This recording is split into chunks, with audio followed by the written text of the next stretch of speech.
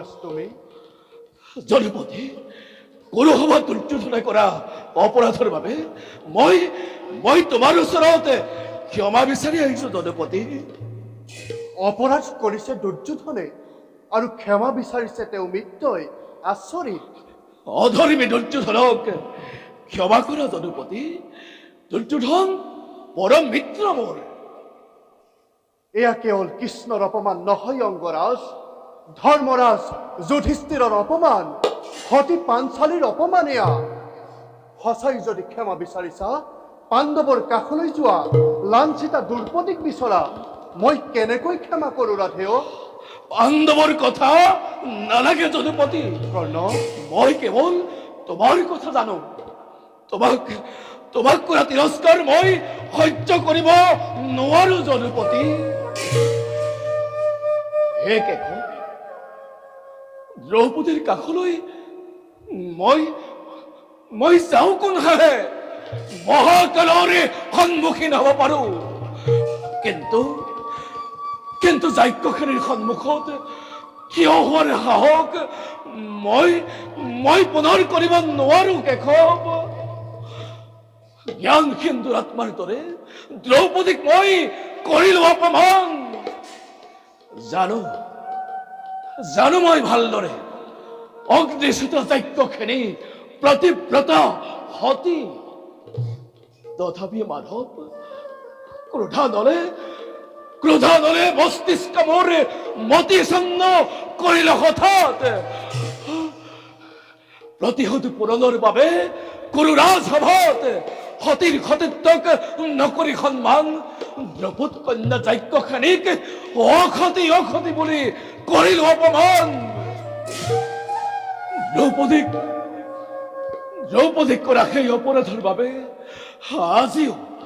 আজিও মই নিজকে ক্ষমা কৰিব নোৱাৰো দয়াময়।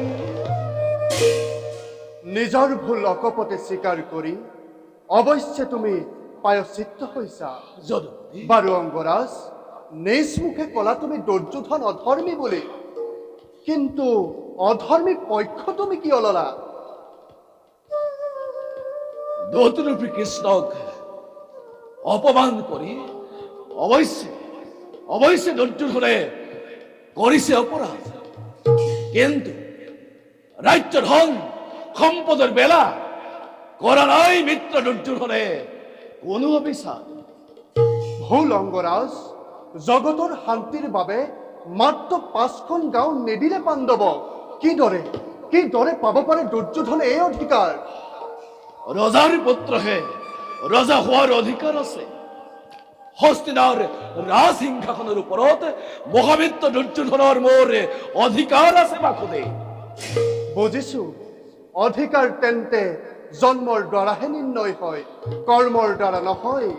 আৰু সেইবাবে তুমি বাৰে বাৰে বঞ্চিত হ'ব লগা হৈছে অঙ্গৰাজ। মোক তুমি উপহাস কৰিছা দ্ৰৌপদী? মই মাত্ৰ তোমাৰ কথাৰ পুনৰাবৃত্তি কৰিছো। বাৰু অঙ্গৰাজ, তুমিতো জগতৰ এজন উত্তম পুৰুষ। তুমি যি ধৰ্ম বুলি ভাবিছা তাক তুমি সদায় ৰক্ষা কৰিছা, কিন্তু মই নুবুজিলো অঙ্গৰাজ, অধৰ্মী দুৰ্যোধনৰ পক্ষ তুমি কিয় ললা? দুৰ্যোধন মোৰ পৰম মিত্ৰ বাকবি। ধৰ্মৰ অধৰ্মৰ আধাৰত হোৱা নাই আমাৰ দুয়োৰে মিত্ৰতা। অতদিন বান্ধ খাই আছো দুয়ো স্নেহ বন্ধনত। একমাত্ৰ দুৰ্যোধনে যাচিছে সন্মান এই সুতপুত্ৰকে হাবুতি বন্ধু। তুমি তেন্তে তোমাৰ অধিকাৰ পালা কৰ্ণ? অপৰাধী নকৰিবা বাকবি। মইতো কোনোদিন বিচৰা নাই অধিকাৰ। কৰিছো সংগ্ৰাম মই নিজকে প্ৰতিষ্ঠাৰ বাবে। শ্ৰেষ্ঠ ধনুদ্ধৰ হিচাপে প্ৰতিষ্ঠিত হ'ব কৰ্ণ নিজ বাহুবলে। প্ৰতিষ্ঠা লাভৰ আশাত তুমি ধৰ্ম জ্ঞানী হৈও অধৰ্মক ত্যাগ কৰিব পৰা নাই। এতিয়াও সময় আছে দুৰ্যোধনক ত্যাগ কৰা অঙ্গৰাজ। দুৰ্যোধনক ত্যাগ কৰিম?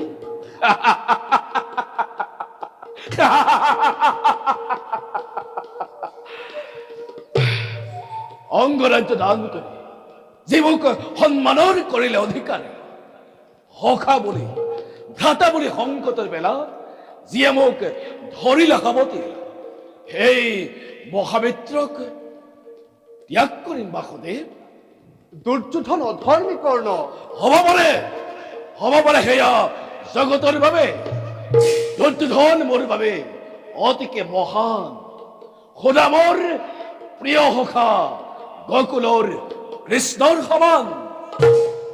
দুৰ্যোধনৰ সুৰক্ষাৰ বাবে মোৰ শক্তি সহ্য কৰিম অৰ্পণ। কৰ্ণ, তোমাৰ জন্ম ৰহস্য তুমি আজিও নাজানা। মোৰ জন্ম ৰহস্য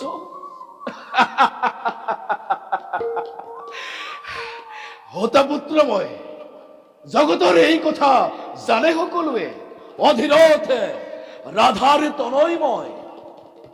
নোহোৱা সুতপুত্ৰ তুমি হীন কুলুণ্ঠৱ জন্ম তোমাৰ আদিত্য তেজত।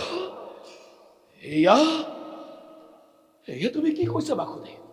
বীৰ চূড়মণি, অধীৰত জন্মদাতা নহয় তোমাৰ, পালিত পুত্ৰ তুমি অধীৰত ৰাধাৰ। কৃষ্ণ কৃষ্ণ কৃষ্ণ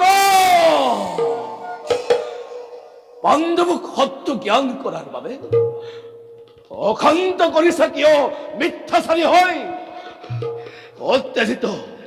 অত্যাচিত নকৰিবা কৃষ্ণ। তুমিতো জানা অভিশপ্ত মই সেই যন্ত্ৰণাতে দগ্ধ আজি কৰ্ণৰ হৃদয়। আকৌ এক নতুন চলনাৰে বজ্ৰাঘাত নকৰিবা দয়াময়।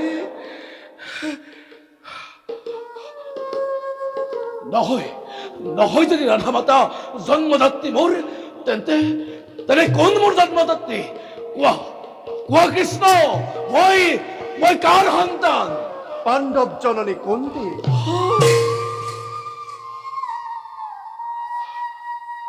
ৰাজমাতা কুন্তি? হয় কৰ্ণ, ৰাজমাতা কুন্তি তোমাৰ জন্মদাত্ৰী। ভগৱান সূৰ্য নাৰায়ণ তোমাৰ পিতৃ, আৰু সেইবাবেই জন্ম মুহূৰ্তৰ পৰা তুমি কবচ কুণ্ডলধাৰী। নাই অসম্ভৱ। ই কেতিয়াও হ'ব নোৱাৰে।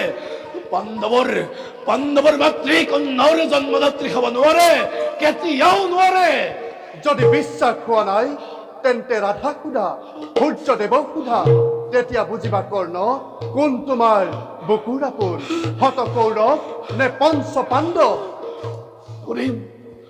সুধিম কৃষ্ণ, ৰাধা মাতাক মই নিশ্চয় সুধিম।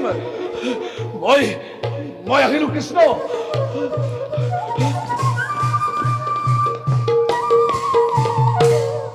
সত্যক অস্বীকাৰ কৰিব নোৱাৰা কৰ্ণ। তুমি ৰাধেও নোহোৱা, তুমি কওঁতেও এয়াই তোমাৰ সত্য পৰিচয়। যোৱা কৰ্ণ, সত্যৰ পক্ষ ললে তোমাৰেই জয়।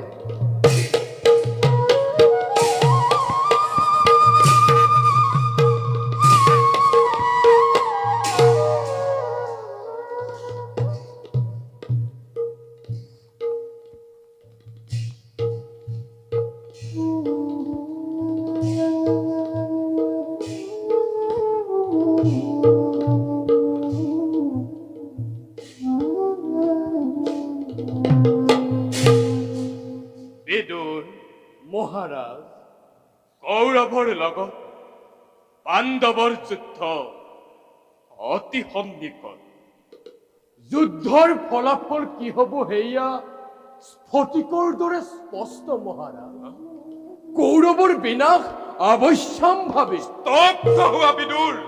মহাৰাজ, ভৱিষ্যত দ্ৰষ্টাটো নোহোৱা তুমি কৌৰৱ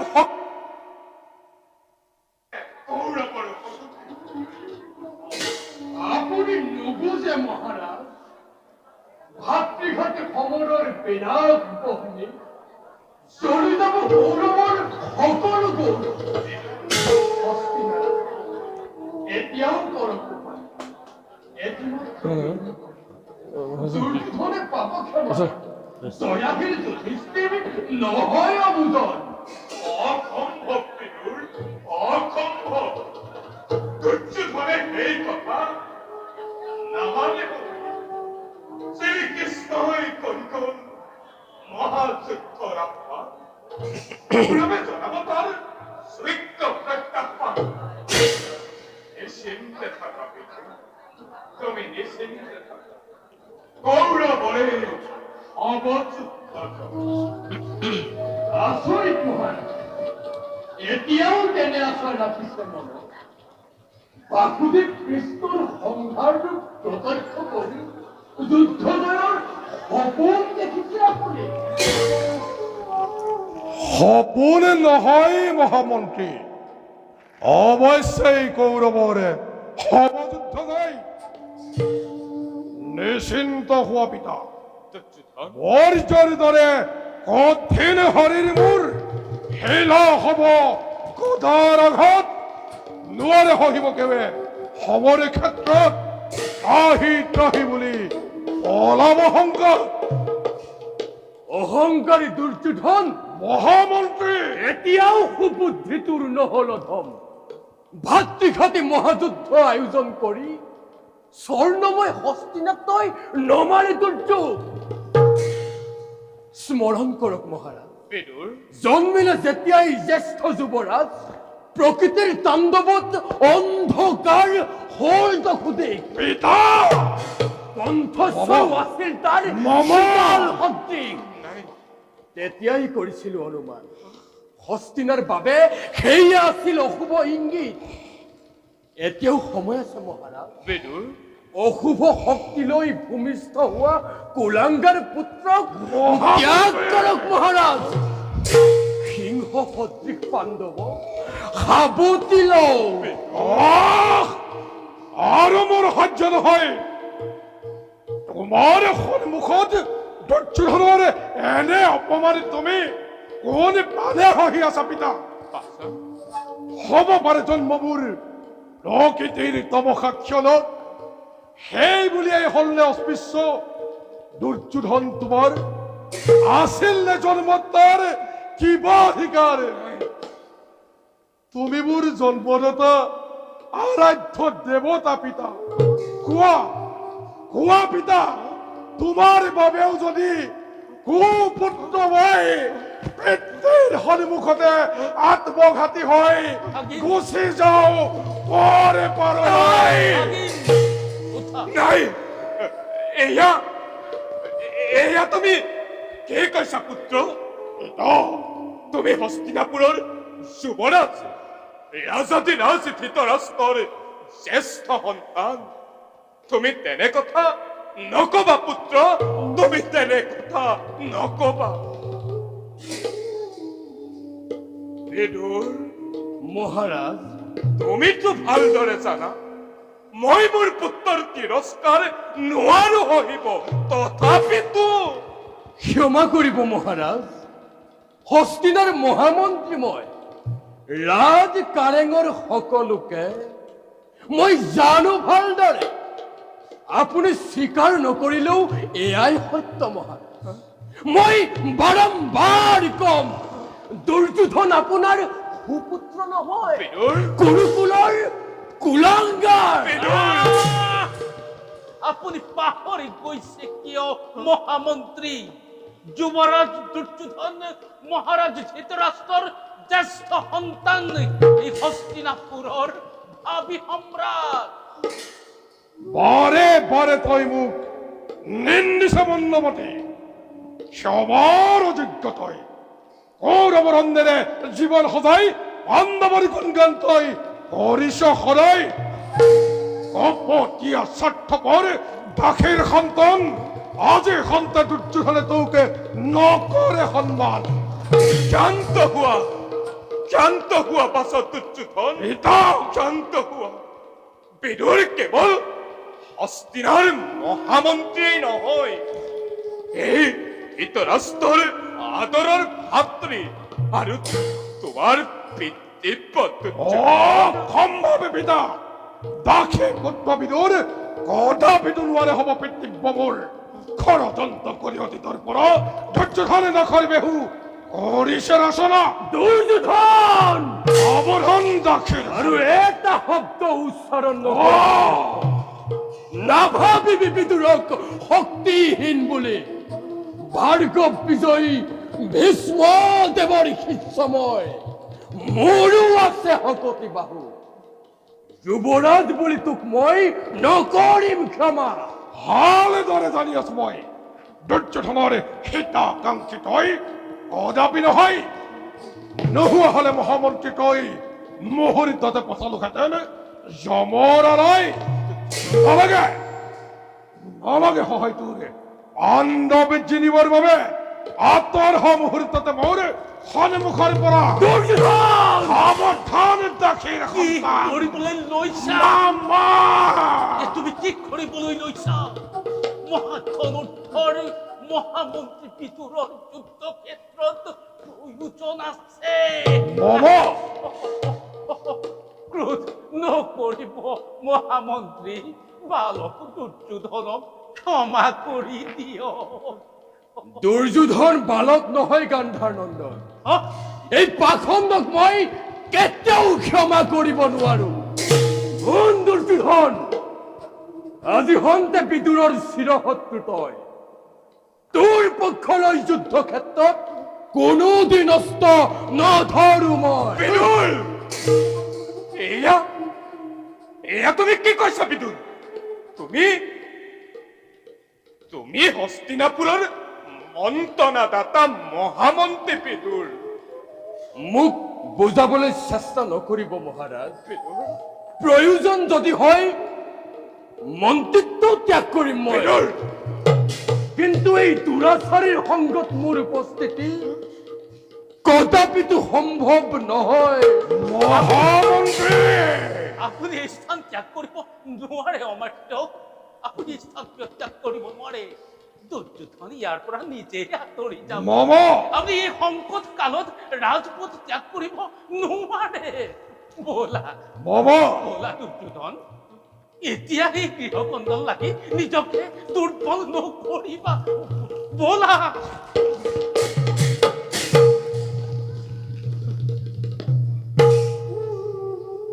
দুৰ্যোধনক ক্ষমা কৰি দিয়াও বিদুৰ হস্তিনাপুৰ তোমাৰ মাতৃভূমি আৰু মই তোমাৰ আদৰৰ ভাতৃ তুমি কৌৰৱ পক্ষ ত্যাগ কৰিব নোৱাৰা বিদুৰ তুমি কৌৰৱ পক্ষ ত্যাগ কৰিব নোৱাৰা ময়ো ভাবিছিলো হস্তিনাৰ মংগলৰ বাবে মোৰ সকলো শক্তি উৎসৰ্গা কৰিম কিন্তু দাসী পুত্ৰ মই শেষ হল আজি মোৰ সেই অধিকাৰ পুত্ৰ সম দুৰ্যোধনৰ হাতত নিৰ্মম ভাৱে তিৰস্কৃত হলে দাসীৰ সন্তান মোক ক্ষমা কৰিব মহাৰাজ বিদুৰ এই যুদ্ধ মই পৰিত্যাগ কৰিছো বিদুৰ মই আহিলো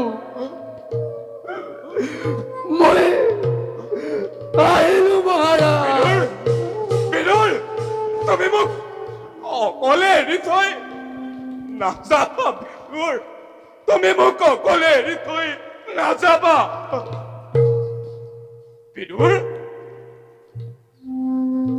বিদুৰ বিদুৰ বিদুৰ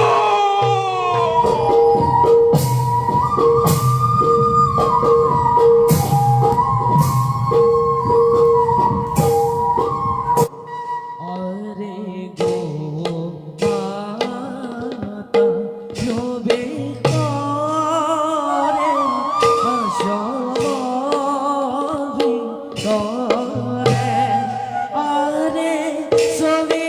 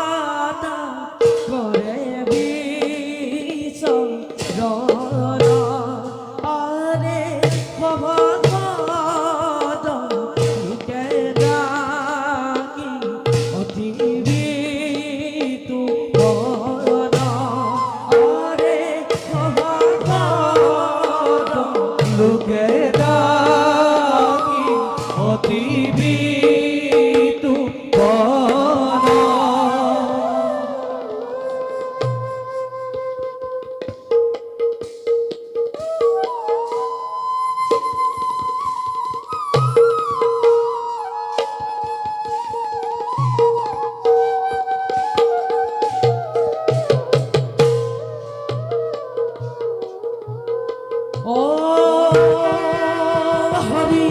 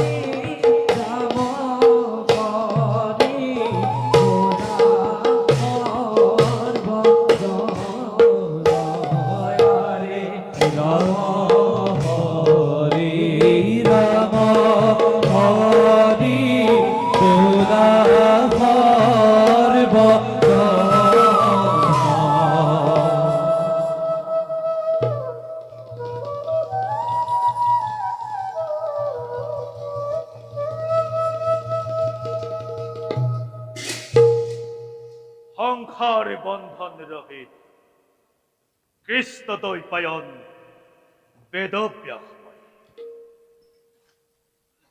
মাতৃ সত্য অতিৰ আদেশ শিৰোধাৰ্য কৰি অম্বিকা অম্বালিকা আৰু দাসীৰ গৰ্ভত পুত্ৰ যজ্ঞময় কৰিলো সমাপন। কিন্তু যি বংশ ৰক্ষাৰ বাবে পুত্ৰৰ যজ্ঞত মই খিতাহুতি কৰিছিলো প্ৰদান, সেই যজ্ঞৰ বহ্নি আজি বিষ অগ্নি হৈ কুৰু বংশকেই কৰিছে দংশন। পুত্ৰ ধৃতৰাষ্ট্ৰৰ অন্ধশাসন আৰু যুৱৰাজসকলৰ অন্যায় আচৰণৰ বাবে আজি কুৰু পাণ্ডৱৰ মাজত এক ভাতৃঘাতী মহাৰণৰ হৈছে আয়োজন। মহাবিনাশৰ সেই যুদ্ধৰ লেলিহানি শিখাই জ্বলি পুৰি ধৌমময় কৰিব শত শত কলংকিত অধৰ্মীৰ জীৱন।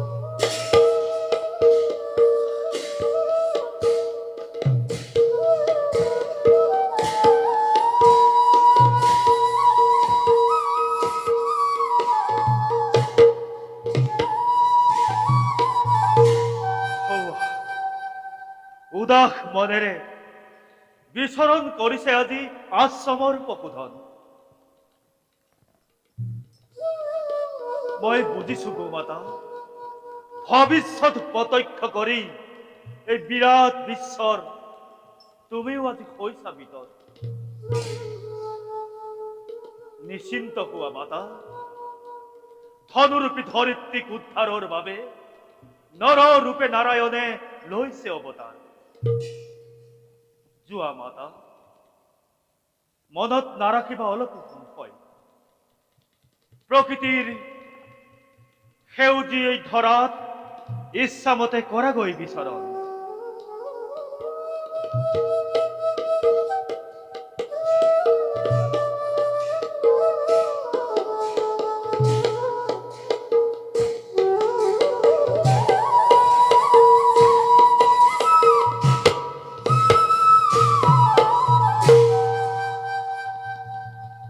মই সকলো বুজিছো প্ৰভু।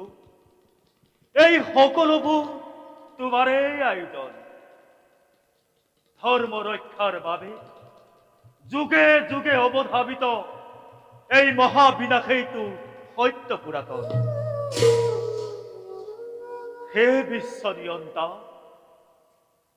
অধৰ্মিক ধৰ্মত মতি দিয়া প্ৰভু, সন্তক পালন কৰা। ওম সর্বে ভবেতু সুখিতা, সর্বে সন্তু নিরাময়, সর্বে ভদ্রাণি পশ্যন্তু, মা কচ্ছিত দুঃখ ভাগ ভবতে। ওম শান্তি শান্তি শান্তি।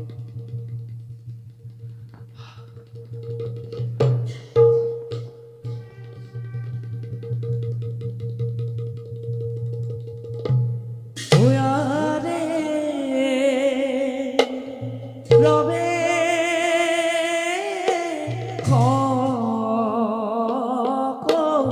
দিয়া হে অধীর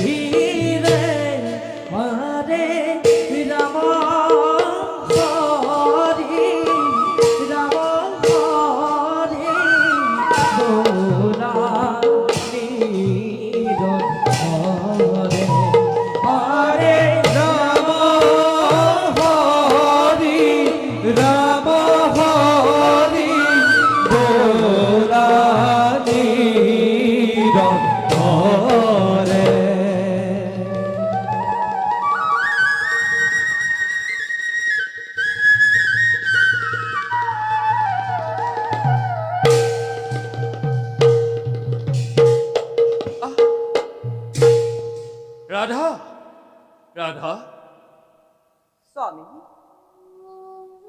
কি হল স্বামী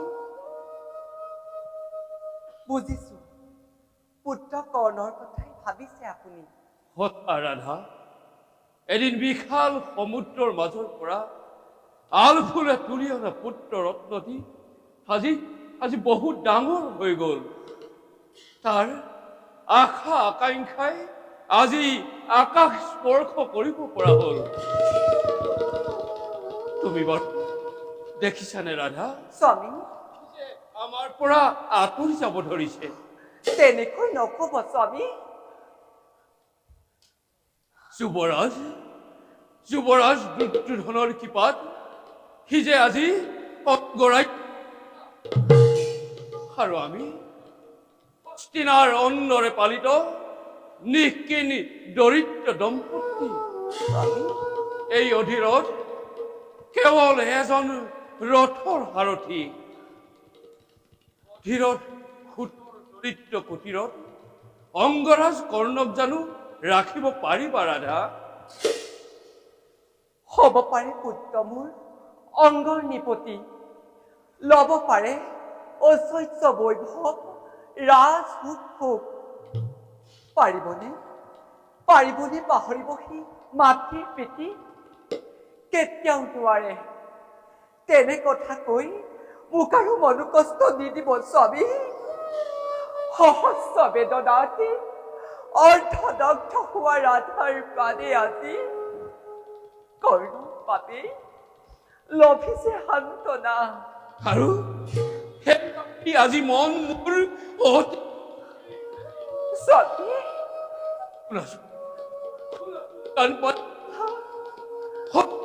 চৌদিশে বাজিব লাগিছে আগন্তুক যুদ্ধৰ হস্তৰ জন জন ধৰি দেৱী মহাযুদ্ধৰ তুমি জানো নাজানা যুদ্ধৰ পৰিণাম বিনাশৰ বাদে আৰু কি হ'ব পাৰে স্বামী ৰথী মহাৰথী আত্মীয় স্বজন যুদ্ধতে শেষ হয় অলেখ জীৱন আৰু সেই যুদ্ধৰ বিভীষিকাৰ মাজতেই আমাৰ পুত্ৰ কৰ্ণও থাকিব ৰাধা স্বামী পুত্ৰৰ যদি নকব স্বামী তেনে কথা নানিব মনতে কৰ্ণৰ অবিহনে মই জীয়াই থাকিব নোৱাৰো স্বামী কেতিয়াও নোৱাৰো আই ৰাধা মাতা পুত্ৰ কৰ্ণ কি হল ইমান উত্তাল হৈ আহিছা কিয়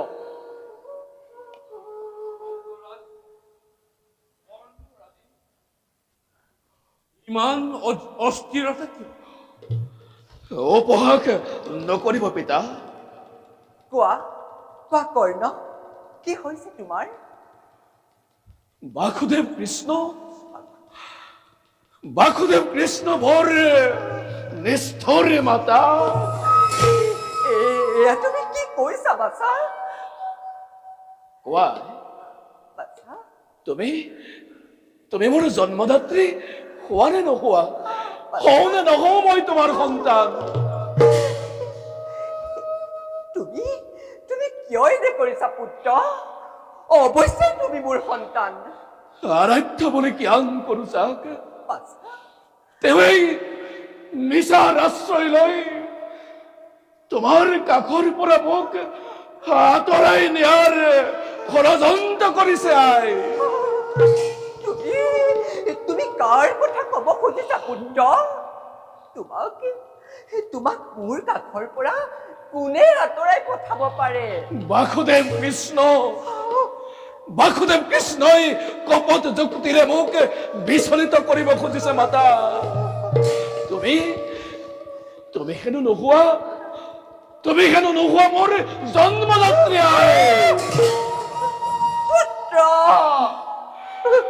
হৰিণৰ কবচ কুণ্ডল হ'ব পাৰে মোৰ বিধাতাৰ দান সত্যৰ জ্যোতিত প্ৰাণময় হ'ব পাৰে কৰ্ণৰ জীৱনৰ গতি তাৰ বাবে হলোনে মই সত্যৰ সন্তান। কেতিয়াও নহয় কৰ্ণ, তুমি তুমি মোৰ সন্তান, আই অধীৰথে ৰাধাৰ সন্তান। অ আই পুত্ৰ কৰ্ণ, মনত পেলোৱাচোন তোমাৰ শৈশৱৰ কথা। আই শয়ন শয্যা ভাগৰুৱা বেলাত কেশত আঙুলি বোলাই মইতো তোমাক নিদ্ৰাৰ কোলাত দিছিলো ডুবাই। হয় আই শৈশৱ কালত খেলা কৰি তুমি শৰীৰত আঘাত পাইছিলা, কিন্তু যন্ত্ৰণাতে কাতৰ হৈছিল তোমাৰ এই মাতৃৰ আই বাদে অন্যতনৰ বাদে এয়া জানো সম্ভৱ মাতা? কৃষ্ণই কেনেকৈ কয় যে তুমি মোৰ সন্তান নহয়? কেনেকৈ?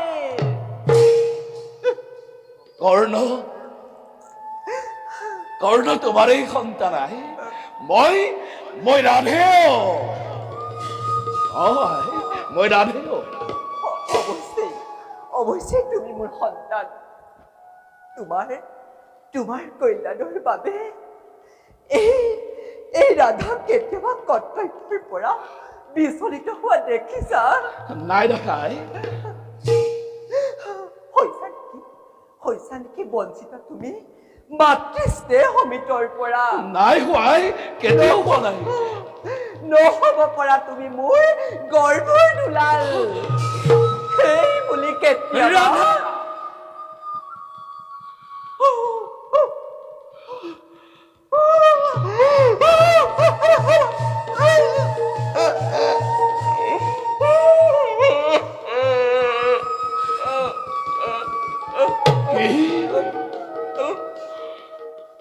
কি কলাই?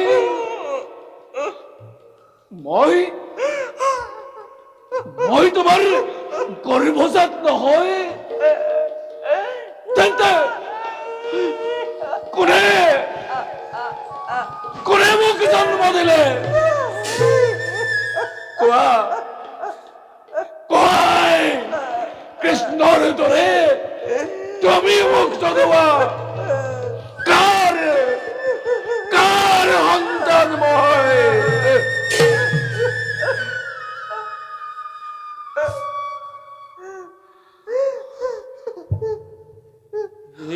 এই বিষয়ে আমি একো নাজানো পুত্ৰ।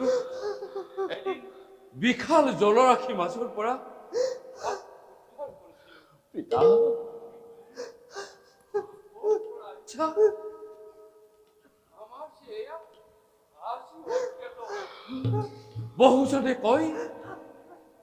বহুজনে কয় বাসুদেৱ কৃষ্ণ হেনো ভগৱান বিষ্ণুৰ অৱতাৰ। কৃষ্ণই কোৱা কথা সত্য বচা, সত্য হব। নাই তুমি কৃষ্ণৰ কথা বিশ্বাস নকৰিবা পুত্ৰ। মোক ত্যাগ কৰি নাযাবা। চৰিত ৰাধাৰ প্ৰাণত পুনৰবাৰ ব্ৰজঘাত নকৰিবা।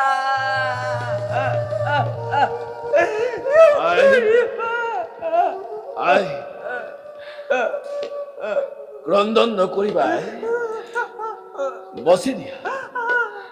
মচি দিয়া চকুলো তোমাক। ৰাধাৰ সন্তান বুলিয়েই মোক জগতে জানিছে। নহব পাৰো মই তোমাৰ গৰ্ভজাত। তথাপিতো তুমিয়েইতো পুত্ৰ ৰূপে পালিছা কৰ্ণক। মই ৰাধে হৈ থাকিম আই। হ'ব পাৰো মই অভিশপ্ত, অকৃতজ্ঞ, কিন্তু মই কদাপি নহম। মই ৰাধাৰ সন্তান, অধিৰথ ৰাধাৰ তনয় মই। আহ আহ বাছা মোৰ মোৰ মোৰ মোৰ বুকুৰ মাজলৈ আহ বাছা মোৰ বুকুৰ মাজলৈ আহ ধৈৰ্য ধৰা, ধৈৰ্য ধৰাই বুকুৰ মাজত কমুৱাই স্নেহ অমৃত থালি কৰ্ণক দুৰ্বল নকৰিবা আজি। পুত্ৰ জানি আছে দুয়োজনে হস্তিনাৰ কথা। মিত্ৰ মোৰ দুৰ্যোধনে পাণ্ডৱৰ বিপক্ষে বজাইছে ৰণভেৰী। আজ্ঞা কৰা প্ৰৱেশী হবৰ ক্ষেত্ৰত পাণ্ডৱক দেখুৱাও মই কৰ্ণৰ শকতি। পুত্ৰ আগে মই মৃত্যু ঋণ কৰো পৰিশোধ, তাৰ পাছত তোমাৰ কোলাতে শিৰ থৈ বুটলিম মই মাতৃ স্নেহৰ অমৃতৰ সুখ।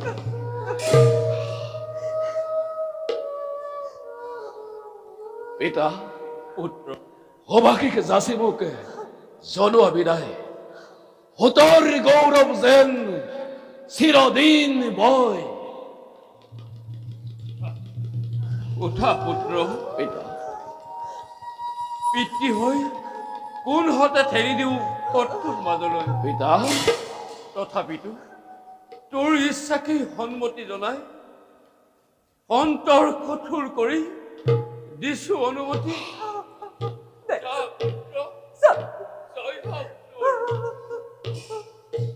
ধন্যবাদ, ধন্যবাদ পিতা। স্বামী বিদায়, বিদায় মাতা।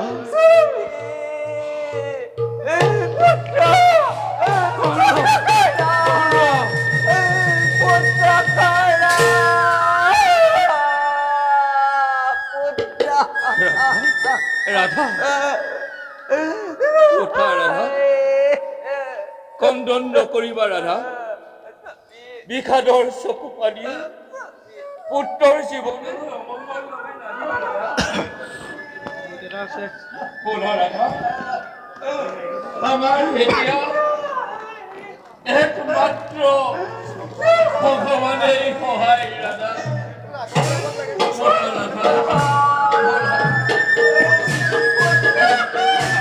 যাওক যাওক।